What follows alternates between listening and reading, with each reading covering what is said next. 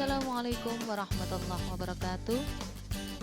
Salam semangat, salam bahasa dan sastra Indonesia.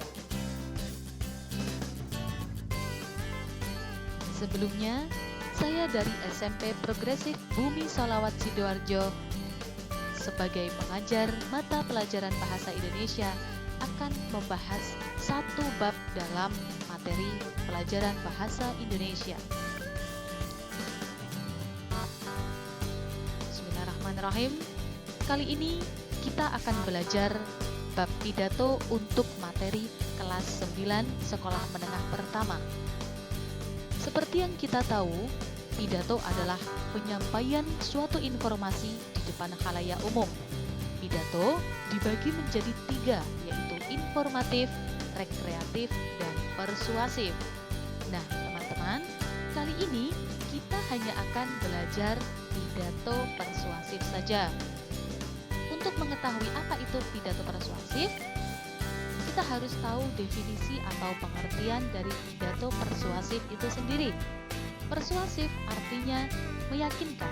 Jadi, pidato persuasif adalah pidato yang bertujuan untuk meyakinkan pembaca atau pendengar dengan menyajikan argumen dari suatu sudut pandang tertentu.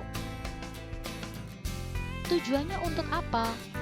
Dalam tujuan dari pidato persuasif ada 3.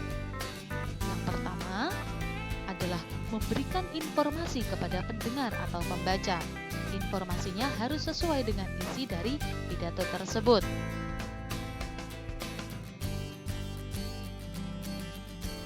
Untuk tujuan kedua adalah meyakinkan atau membujuk pendengar atau pembaca. Meyakinkan atau membujuk agar pendengar atau pembaca mau melakukan apa yang ada di dalam isi teks pidato tersebut.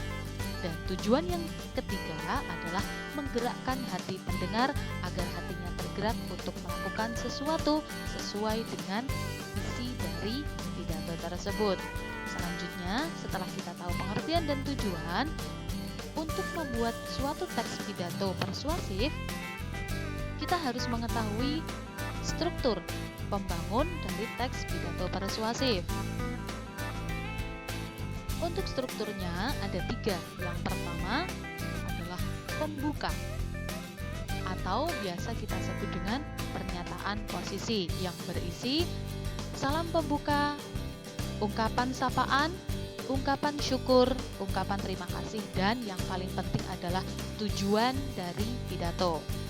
Struktur yang kedua adalah isi atau tahapan argumen, yaitu memaparkan isi disertai dengan pendapat ahli.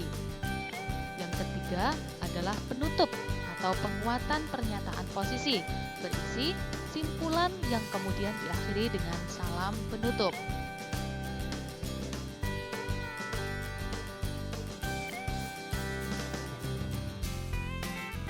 Selanjutnya, setelah kita tahu pengertian, tujuan, dan struktur, untuk membuat sebuah teks pidato persuasif, kita harus mengetahui tentang ciri kebahasaan yang ada di dalam teks pidato persuasif.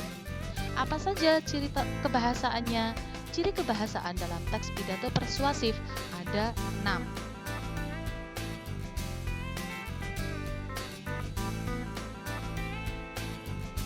Yang pertama adalah kalimat aktif.